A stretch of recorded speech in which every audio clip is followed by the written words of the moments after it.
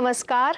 दिल से दिल तक हेल्दी हार्ट टॉक शो में आप सभी का स्वागत है। मैं हूं आपकी होस्ट अनुजा पुरोहित। दिल ये सिर्फ एक अंग नहीं है, ये रिश्तों का नाम है। लेकिन जब ये दिल बीमार हो जाता है तो कई रिश्ते टूट जाते हैं, कई सपने अधूरे रह जाते हैं।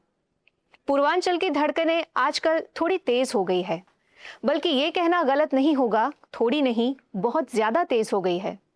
युवा हो या बुजुर्ग, हृदय रोग की संभावना सब में बढ़ती है और ये चिंता का विषय है।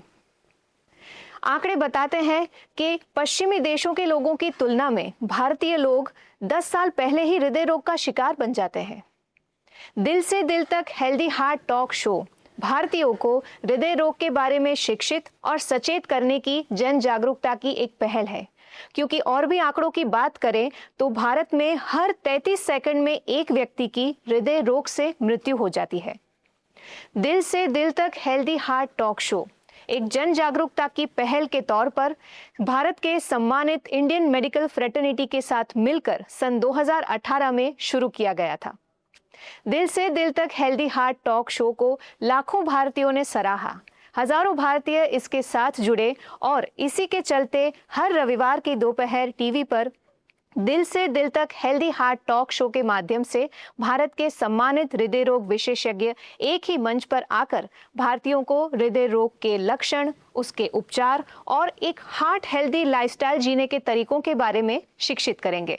इसी श्रृंखला को आगे बढ़ाते हुए आज देश और उत्तर प्रदेश के जाने माने हृदय रोग विशेषज्ञ डॉक्टर गजेंद्र प्रसाद गुप्ता और डॉक्टर लोकेश कुमार गुप्ता गोरखपुर स्टूडियो से हमारे साथ जुड़े हैं, जो आज हमें हृदय रोग के लक्षण, उसके उपचार और साथ ही एक हार्ट हेल्दी लाइफस्टाइल जीने के तरीकों के बारे में हमें शिक्षित करेंगे, हमारे साथ खुलकर चर्चा करेंगे। डॉक्टर गजेंद्र प्रसाद गुप्ता से सवालों की शुरुआत करते हैं। डॉक्टर, यहाँ पूर्वांचल और गोरखपुर में मरीजों में सबसे आम हृदय रोग कौन से हैं? और क्या आपको यहाँ मरीजों में हृदय रोग का कोई स्पेसिफिक पैटर्न दिखता है? नमस्कार, मेरा नाम डॉक्टर गजेंद्र प्रसाद गुप्ता है। मैं अंश हार्ट और मैटरनिटी क्लिनिक गोरखनाथ गोरखपुर में प्रैक्टिस करता हूँ। तो मैडम ने पूछा है कि हमारे पूर्वांचल में क्या अलग है हार्ट डिसीजेस के पैटर्न। तो ऐसा देखा गया है कि हमारे पूर्वांचल में स्पेशली पेशेंट्स जो लोअर सोशल इकोनॉमिक स्टेटस से आते हैं या फिर गांव या ग्रामीण क्षेत्रों से आते हैं, उसमें रोमेटिक हार्ट डिसीज़ या हार्ट के वॉल की समस्या ज़्यादा देखी गई है एज़ कम्पेयर टू अदर शहरी क्षेत्रों के कंपेयर में या फिर हमारे देश के अलग हिस्सों के कंपेयर में। इसके अलावा हम आजकल देखते हैं कि यंग एज में हार्ट अटैक की संख्याएं भी हमारे पूर्वांचल में ज़्यादा बढ़ गई हैं। स्पेशली 30 से 40 साल की उम्र के यंगस्टर में भी आजकल हार्ट अटैक की केसेस देखे जा रहे हैं। इसका मुख्य कारण है सेडेंटरी लाइफस्टाइल, स्मोकिंग और जंक फूड्स, ये इनकी मोस्ट कॉमन कॉजेज़ हैं। इसके अलावा कॉन्जेनाइटल हार्ट डिसीज़ भी या बच्चों में बच्चों की हार्ट डिसीज़ भी ज़्यादा हमारे एरिया में दिखे जा रहे हैं। और आजकल जो इजीली अवेलेबल है हमारे यहाँ पे इकोकार्डियोग्राफी की सुविधा, जिससे ये डिसीज़ बहुत इजीली डिटेक्ट हो सकती है और उसका हम आसानी से निदान भी कर सकते हैं। और इसके अलावा जो ओल्ड एज के जो पेशेंट्स हैं, चाहे बुजुर्ग हैं जिनकी उम्र 70 या 80 से ज़्यादा होती है, उस पे हमने देखा है कि हार्ट ब्लॉकेज या कंप्लीट हार्ट ब्लॉक की समस्या ज़्यादा देखी जाती है, जिसके लिए हमें पेसमेकर लगाना पड़ता है। तो ये सारी समस्याएं हैं जो हमारे पूर्वांचल के क्षेत्रों में स्पेशली देखी जाती है। डॉक्टर लोकेश, हृदय रोग के आम लक्षण क्या है और इसके लिए क्या क्या टेस्ट करवाने पड़ते हैं? छोटे कस्बे और गांवों की बात करें तो वहाँ पे ईसीजी जैसे बुनियादी ढांचे की सुविधा जहाँ नहीं होती, वहाँ पे मरीजों को किस तरह के टेस्ट करवाने चाहिए? देखिए, जैसा कि आपने कहा कि हृदय के लक्षण, सबसे जो मुख्य लक्षण है सीने में दर्द होना। अधिकतर जो 2 तरीके के दर्द के साथ मरीज आते हैं। एक तो आते हैं कि जिनको अचानक से सीने में दर्द उठा। दूसरा वो है कि जो कुछ काम कर रहे हैं या जिन पे कोई भी एक्सर्शन हो रहा है, तो उस समय दर्द सीने में होना। ये दोनों ही लक्षण हार्ट के सबसे प्रमुख लक्षण हैं। उसके अलावा साँस फूलना, चलने पे साँस फूलना या पैरों में सूजन आ जाना या कभी-कभी चक्कर आके बेहोश हो जाना, ये सारे लक्षण हैं। बच्चों में स्पेशली जो लक्षण होते हैं, वो बच्चों में ग्रोथ नहीं होना, उनका वेट नहीं बढ़ना, बार-बार निमोनिया हो जाना, साथ में उनके सूजन आ जाना, तो बच्चों के में ये प्रमुख लक्षण है। जैसा कि आपने कहा कि पूर्वांचल अभी तो काफ़ी विकसित हो रहा है, पर फिर भी अभी हमारे रिमोट एरियाज़ में बहुत ही हेल्थ फैसिलिटीज़ नहीं है। तो ज़रूरी नहीं है कि हर मरीज का ईसीजी इको करके ही हम हृदय के बीमारियों को से पता कर सकते हैं। सबसे प्रमुख है कि मरीज के अपने लक्षणों को पता होना चाहिए। अगर उनको इस तरीके के कोई लक्षण है, तो वो उनको अपने नज़दीक के जो भी स्वास्थ्य केंद्र है उससे कंसल्ट करें। जो सबसे प्रमुख जो स्क्रीनिंग टेस्ट हम कहते हैं, लिपिड प्रोफाइल हो गया, हमारा शुगर के टेस्ट हो गया या किडनी फंक्शन टेस्ट हो गया। हम इन्हीं के आधार पे, उसकी हिस्ट्री के आधार पे बहुत से रिस्क स्कोर्स हैं हमारे अवेलेबल हैं, जो ये बहुत ही सटीकता से हमें बता सकते हैं कि इस पेशेंट को आगे रिस्क है, उसको आगे हार्ट के डॉक्टर को मिलना है, उसके इलाज के लिए और क्या चीज़ें करनी होंगी। डॉक्टर गजेंद्र, महिलाओं में पुरुषों की कंपैरिजन में हृदय रोग के जो सिम्टम्स होते हैं, लक्षण होते हैं, वो बहुत अलग होते हैं। तो महिलाओं को अपने दिल की सेहत का ध्यान रखने के लिए खास क्या चीज़ों का ध्यान रखना चाहिए? जनरली देखा गया है कि महिलाओं में जो हृदय रोग या फिर हार्ट अटैक के जो केसेस होते हैं, पुरुषों की तुलना में अधिक एज में देखा जाता है। और महिलाओं में स्पेशली रोमेटिक हार्ट डिसीज़ या माइटल वॉल्व्स के डिसीजेज़ भी पुरुषों के कंपेयर में ज़्यादा दिखाई देते हैं। और ख़ासकर प्रेग्नेंट महिलाओं में एक विशेष तरह की बीमारी होती है, जिसे कार्डियोमायोपैथी या फिर कार्डियोमायोपैथी कहा जाता है, जिसमें हार्ट की पंपिंग कम हो जाती है। तो ये सारे केसेस महिलाओं में हम लोगों को ज़्यादा देखने को मिलते हैं। अदरवाइज़ जो हार्ट अटैक की जो सिम्पटम्स होते हैं, वो महिलाएँ चाहे पुरुष दोनों में लगभग सेम होते हैं। जैसे सीने में दर्द होना, अत्यधिक पसीना आना या चलने-फिरने में साँस फूलना या फिर चलने-फिरने में दिल का धड़कन अचानक तेज़ हो जाना या अचानक थकावट होना, ये सारी जो सिम्पटम्स हैं, वो मेल हों चाहे फीमेल हों, लगभग दोनों में सेम ही पाए जाते हैं। डॉक्टर लोकेश, अगर किसी को सड़क पे चलते हुए या घर से बाहर जहाँ पर भी वो हैं, वहाँ हार्ट अटैक आता है, तो हॉस्पिटल पहुँचने से पहले आम लोग किस तरीके से उनकी मदद कर सकते हैं? क्या एस्पिरिन देना सुरक्षित रहेगा? देखिए, किसी को भी सीने में दर्द हो, हार्ट अटैक है या नहीं, सबसे पहले तो उसको आपको जो भी सबसे नज़दीकी स्वास्थ्य केंद्र है या फिर आपका जो भी मेडिकल फैसिलिटीज़ है या नहीं है, तो जो 112 हेल्पलाइन है, उस पे आपको इन्फॉर्म करना है कि ऐसा एक पेशेंट है जिसको कि हॉस्पिटल में शिफ्ट करना है। दूसरा, आप उसको पैनिक मत होइए, उसके पैनिक अगर आपको लगता है कि बहुत ही इमरजेंसी है, तो आप अपने ट्रांसपोर्ट से शिफ्ट कराइए, नहीं तो एम्बुलेंस के आने का वेट कीजिए, जिससे कि उसे सेफली हॉस्पिटल पहुंचाया जाए। दूसरा, एस्पिरिन बहुत ही सुरक्षित है, क्योंकि अगर हम सिर्फ ये देखें कि कितना स्टडीज़ में अगर देखा जाए, तो सिर्फ एक एस्पिरिन की टैबलेट अगर हार्ट अटैक आया है, तो लगभग 22% मॉर्टिलिटी रेट कम कर देती है। मतलब सोचिए, आप 4 में से 1 पेशेंट को आप ऐसे ही बचा सकते हैं सिर्फ एक छोटी सी एस्पिरिन की गोली से। तो अगर किसी को सीने में दर्द है, ये चमड़े से लेके नाभि के बीच में, आप उम्र है उसकी, एजेड है, डायबिटीज, हाइपरटेंशन या कुछ ऐसे रिस्क फैक्टर है, तो कोई नुकसान नहीं है, उसको एक एस्पिरिन की टैबलेट घोल के दे दीजिए। तो और बहुत ही कॉमनली अवेलेबल है, और ये इसके पेशेंट के लाइफ सेविंग एक मॉडलिटी है, और ये साइंटिफिकली प्रूवन है, तो आप दे सकते हैं, सेफली दे सकते हैं। Doctor Gajendra, cardio kidney metabolic liver disease क्या है? क्या हृदय रोग के पेशेंट्स को इसके बारे में खास चिंता करनी चाहिए? डायबिटीज को हार्ट अटैक इक्विवेलेंट क्यों कहा जाता है? क्या ऐसा है कि शुगर के पेशेंट्स को हार्ट अटैक की संभावना ज्यादा है या उन्हें कुछ ज्यादा ध्यान रखना चाहिए? देखिए, जो हमारी किडनी, हार्ट, लीवर और मेटाबॉलिज्म है, ये तीनों सिस्टम आपस में एक दूसरे से जुड़े हुए हैं। अगर किसी को हार्ट की समस्या होती है, किसी को हार्ट अटैक आता है या फिर हार्ट फेलियर में पेशेंट जाता है, तो ऑब्वियसली उसका रीनल परफ्यूजन कम होगा। रीनल परफ्यूजन कम होगा तो उसकी किडनी की समस्या आएगी। ऐसे ही अगर कोई पेशेंट जिसको अगर डायबिटीज़ है लंबे समय से या फिर उसका कोलेस्ट्रॉल बढ़ा हुआ है, तो उसका इम्पैक्ट हार्ट में आएगा। कोई भी डायबिटिक पेशेंट को नॉर्मल पेशेंट के कंपेयर में 4 से 5 गुना हृदय रोगों की बीमारी होने के चांसेस ज़्यादा होते हैं। तो ऐसे कोई भी पेशेंट जिन्हें डायबिटीज़ है या फिर किडनी रोगों से ग्रसित है, ऐसे लोगों को डायबिटेज स्ट्रिक्टली कंट्रोल करना होता है। अपना HbA1c फास्टिंग और पोस्टप्रांडियल जो ग्लूकोज की लेवल होता है, हमेशा चेक कराना चाहिए। कोलेस्ट्रॉल हमेशा लेवल पे रखना चाहिए। और अगर किडनी की कोई समस्या है, तो उसका अपने किडनी एक्सपर्ट से दिखा के उसका इलाज कराना चाहिए। और अगर बीपी बढ़ी हुई रहती है या हाइपरटेंशन की समस्या है, तो बीपी कंट्रोल में रखना चाहिए। इन तीनों सिस्टम में किसी में भी दिक्कत होने से तीनों सिस्टम में समस्या हो सकती है। इस तरीके से ये तीनों सिस्टम आपस में कनेक्टेड होते हैं। डॉक्टर लोकेश, एंजियोप्लास्टी और बाईपास सर्जरी में मरीज कैसे तय करेगा कि उसके लिए कौन सी तकनीक बेस्ट है? क्या बिना ऑपरेशन के भी ब्लॉकेज खोले जा सकते हैं? पूर्वांचल में और भी जो एडवांस तकनीक जैसे टीएमटी या हॉल्टर मॉनिटरिंग है, क्या ये तकनीकें उपलब्ध हैं? हाँ, देखिए बाईपास सर्जरी या फिर एंजियोप्लास्टी दोनों ही बीमारी का इलाज का तरीका है। इसमें जैसे आपने पूछा कि मरीज कैसे डिसाइड करे, एक्चुअल में मरीज का डिसीजन, क्योंकि मरीज साइंटिफिक नॉलेज नहीं रखता है मेडिकल साइंस की, तो इसका डिसीजन कार्डियोलॉजिस्ट और कार्डियक सर्जन है उनकी एक हार्ट टीम के द्वारा लेना चाहिए कि किस पेशेंट में किसका रिजल्ट अच्छा होगा, इसमें उसको जल्दी रिकवरी होगी और उसके लॉन्ग टर्म बेनिफिट्स जो हैं वो मिलेंगे।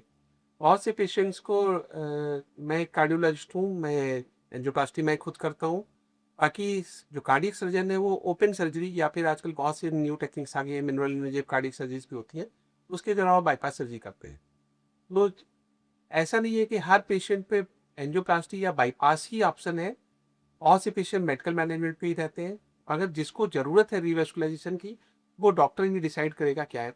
यूजली डॉक्टर पेशेंट से डिस्कस करता है, उसके एज को देखते हुए, उसके सोशो इकोनॉमिक स्टेटस के देखते हुए, उसके फैमिली के बैकग्राउंड के देखते हुए, पेशेंट कितना कैपिटल है कि मेडिसिन को कंटिन्यू करेगा, सही से कंटिन्यू करेगा। इससे बहुत से फैक्टर्स हैं जो ये डिसीजन लेने में, जो कि हमें डिजीज के अलावा सोशल डिसीजन भी लेने पड़ते हैं कि पेशेंट के लिए क्या अच्छा पड़ेगा।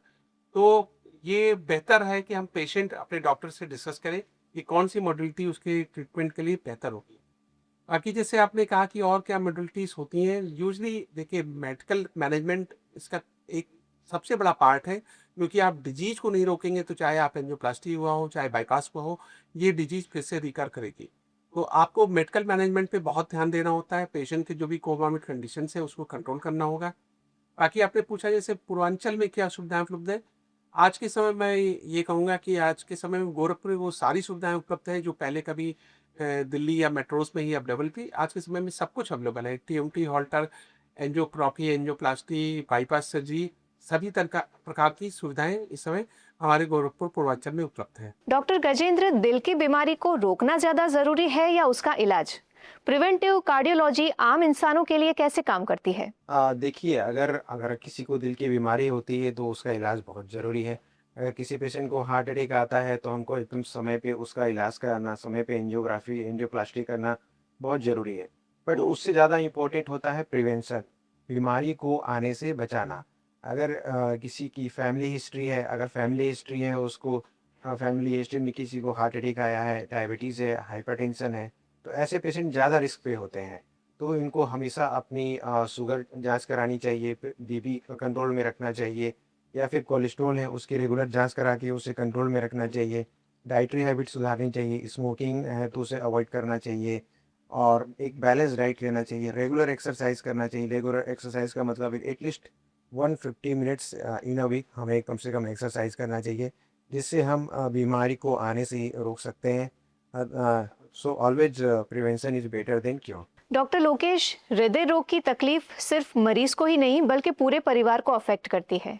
खान पान हो गया या फिर लाइफस्टाइल चेंजेस हो गए, मेंटल सपोर्ट हो गया, किन चीज़ों के माध्यम से परिवार के लोग अपने परिवार के जो मरीज हैं उसको जल्दी ठीक होने में हेल्प कर सकते हैं? जैसे आपने कहा कि कोई भी मरीज है, हृदय का ही मरीज नहीं, कोई भी मरीज है तो उसको बहुत से फैक्टर्स है। इलाज डॉक्टर बता सकता है, वो दवाएं लिख सकता है, ऑपरेशन कर सकता है, मगर पेशेंट के लिए जो है उसका सपोर्ट है वो उसकी फैमिली ही हमेशा होती है। पेशेंट को हमेशा एक मेंटल सपोर्ट, एक साइकोलॉजिकल सपोर्ट जो है बहुत ज़रूरी है। साथ में पेशेंट को फाइनेंशियल सपोर्ट है, अगर पेशेंट डिपेंडेंट है अपने फैमिली मेम्बर्स के तो उनकी फाइनेंशियली भी हेल्प करनी होगी। बाकी हमेशा पेशेंट को एनकरेज करना होता है। डॉक्टर एक टाइम एनकरेज कर सकता है कि आप सब कुछ करो, पर फैमिली चूँकि उसके साथ रहती है तो उसको एनकरेज करती है, एक पॉजिटिव फीडबैक की तरीके से काम करती है, जिससे कि पेशेंट की रिकवरी अच्छी होती है, वो अपने आप को ज़्यादा बेहतर और अपने को स्ट्रेंथन फील करता है, जिससे कि वो अपनी बीमारी से अच्छे तरीके से उबर सकता है। तो फैमिली का बहुत रोल है, फैमिली ही नहीं सोसाइटी का भी रोल होना चाहिए।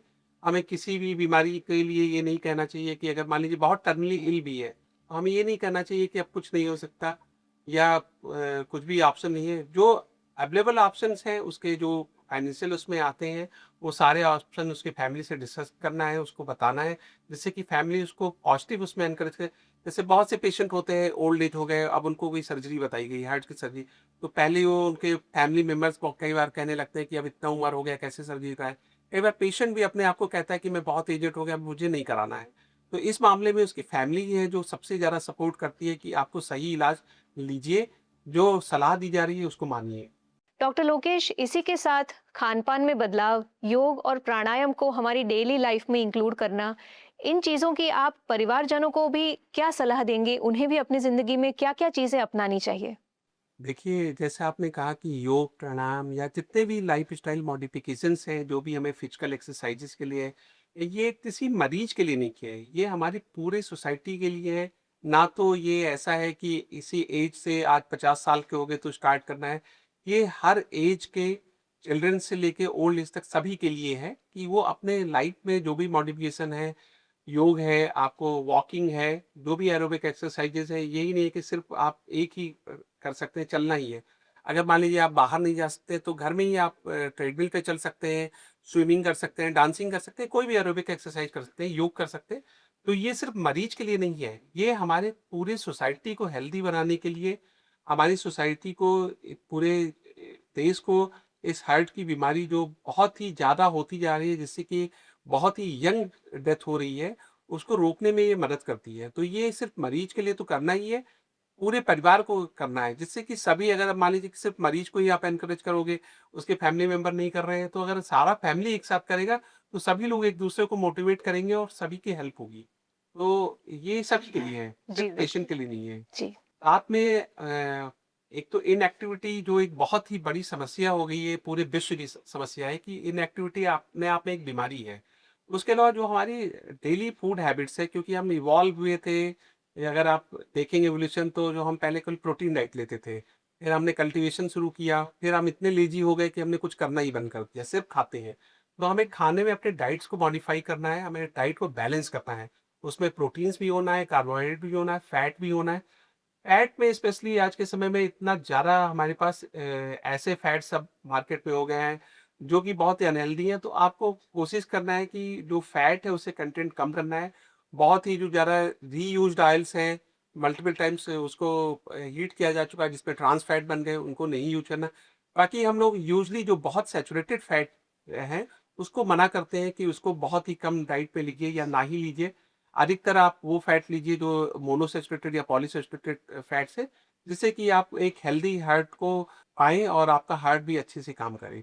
हमारे दोनों ही हृदय रोग विशेषज्ञ ने आज बहुत सी इम्पोर्टेंट जानकारी हमारे साथ साझा की है। डॉक्टर गजेंद्र प्रसाद गुप्ता, आज का कार्यक्रम समाप्त करने से पहले सभी भारतीयों के लिए उनकी हार्ट की हेल्थ को अच्छा रखने के लिए आपका क्या संदेश? हमें अपने हेल्थ के लिए, चाहे वो हार्ट की हेल्थ हो, चाहे किडनी हो, चाहे लीवर हो, हमें उसके लिए जागरूक होने की ज़रूरत है। और इसके लिए हमें सबसे मोस्ट इम्पोर्टेंट है हेल्दी डाइट्स फॉलो करना, रेगुलर एक्सरसाइज करना, स्मोकिंग अवॉइड करना, और जो भी जंक फूड्स हम लोग लेते हैं, स्ट्रेस है, ये सारी चीज़ें कम करने की ज़रूरत है। और स्पेशली हार्ट के लिए अगर हमें कोई भी समस्या होती है तो हमें उसे पहचानने की ज़रूरत है। अगर किसी पेशेंट को सीने में दर्द हो रहा है या फिर गैस्ट्राइटिस जैसा फील हो रहा है, तो हमें ये नहीं सोचना चाहिए कि गैस की समस्या है और उसे अवॉइड कर लें। अगर आपको हो सकता है वो गैस की समस्या हो, लेकिन अपने निकटतम डॉक्टर के पास जाके उसे अपनी सिम्पटम्स को बताना चाहिए। वो हो सकता है वो हार्ट अटैक हो, अगर आप अर्ली डायग्नोसिस करें, तो उसका अर्ली ट्रीटमेंट किया जा सकता है, आपकी एंजियोग्राफी की जा सकती है, एंजियोप्लास्टी की जा सकती है और आपकी लाइफ सेव की जा सकती है। तो ये हमारे लिए बहुत ज़रूरी है कि हार्ट से रिलेटेड कोई भी सिम्पटम हो, चाहे आपका साँस फूलना हो या फिर आपको सीने में दर्द हो रहा है या जबड़े में या कहीं पीछे कंधे में दर्द हो रहा है, तो ये सारे सिम्पटम्स हार्ट अटैक के हो सकते हैं। इसको अनदेखा नहीं करना चाहिए और अपने निकटतम डॉक्टर से संपर्क कीजिए और इसका इलाज बहुत ही ईज़िली आजकल संभव है। धन्यवाद डॉक्टर। डॉक्टर लोकेश कुमार गुप्ता, हमारे दर्शकों के लिए उनके हृदय को स्वस्थ रखने के लिए आपका क्या संदेश?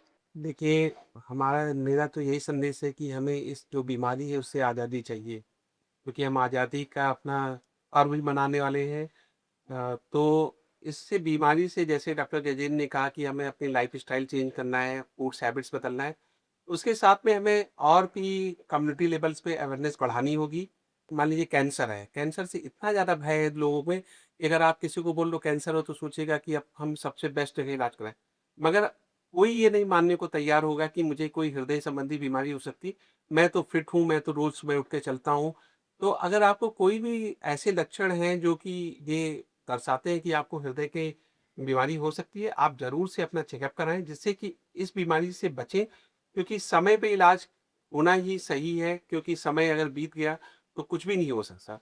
तो सभी लोग अपने टाइम से अपने स्वास्थ्य का ध्यान रखें, अपने आस-पड़ोस हर जगह का ध्यान रखें। और दूसरा जो है कि बहुत ज़रूरी है, हमारे एयर पोल्यूशन बढ़ता जा रहा है और हमारी फिजिकल एक्सरसाइज भी करते हैं। तो व्हीकल्स का यूज़ कम करें और वॉकिंग शुरू कर दें। इससे भी हम अपने ही हेल्थ को हेल्दी कर सकते हैं। धन्यवाद डॉक्टर। हृदय को स्वस्थ रखने के कई तरीकों के बारे में दोनों एक्सपर्ट्स ने हमारे साथ बहुत सी जानकारी साझा की। डॉक्टर गजेंद्र प्रसाद गुप्ता, डॉक्टर लोकेश कुमार गुप्ता, आप दोनों का बहुत बहुत धन्यवाद। धन्यवाद। हमें पूरी आशा है कि आपकी दी गई जानकारी के माध्यम से हमारे दर्शक एक हेल्दी हार्ट लाइफस्टाइल को जरूर अपनाएंगे और अपने हृदय को स्वस्थ रखेंगे। दिल से दिल तक हेल्दी हार्ट अभियान के साथ जुड़ने के लिए हमारे फेसबुक पेज दिल से दिल तक हेल्दी हार्ट को फॉलो जरूर करें। हम यूट्यूब, इंस्टाग्राम और एक्स पर भी अवेलेबल हैं, तो हमें फॉलो जरूर कीजिए, लॉगिन करना ना भूलिए। आज के एपिसोड में बस इतना ही। जल्द मिलेंगे एक नई पैनल के साथ। तब तक के लिए लेते हैं आपसे इजाजत। नमस्कार। नमस्कार, मैं डॉक्टर गजेंद्र प्रसाद गुप्ता अंश हार्ट और मैटरनिटी क्लिनिक गोरखपुर में प्रैक्टिस करता हूं। तो आज हेल्दी हार्ट के लिए मेरा आप लोगों को यही संदेश है कि अपनी डाइटरी हैबिट सुधारें, अपने खाने में जंक फूड को अवॉइड करें और स्पेशली अगर आप रेड मीट लेते हैं तो रेड मीट का सेवन कम से कम करें या फिर ना करें। आप फिश ले सकते हैं और लेस अमाउंट में चिकन ले सकते हैं, बट रेड मीट अपने डाइट से हटानी चाहिए। स्मोकिंग अवॉइड करें, एक्सेसिव एल्कोहल का सेवन ना करें। और अगर आपको किसी भी तरीके की समस्या होती है, जैसे हार्ट से रिलेटेड, अगर आपको सांस लेने में तकलीफ़ हो रही है या फिर आपको सीने में दर्द हो रहा है या फिर आपको पीठ में या कंधे में दर्द हो रहा है, तो ऐसे सिम्टम्स को आपको पहचानने की ज़रूरत है। इसे अपनी गैस्ट्राइटिस की समस्या ना समझें। धन्यवाद। नमस्कार, मैं doctor Lokesh Kumar Gupta, doctor Lokesh advance heart clinic Gorakhpur में प्रैक्टिस करता हूँ। मैं सभी को यही कहना चाहूँगा कि अपने दिल की सुनें, अपने दिल की बीट को महसूस करें, क्योंकि ये सबसे ज़रूरी है, आपकी बीट चलती रहना। आपको बीट अगर चलाते रहना है तो उसके लिए आपको काम करना होगा, उसके लिए चलना होगा, आपको एक हेल्दी डाइट लेना होगा और अगर आपको दिल से जुड़ी कोई बीमारी है तो उसका एक सही इलाज करना होगा, जिससे कि आपकी बीट आपको और आपके परिजनों को सुनाई देती रहे। क्योंकि अगर बीट नहीं है तो कुछ भी नहीं है। धन्यवाद।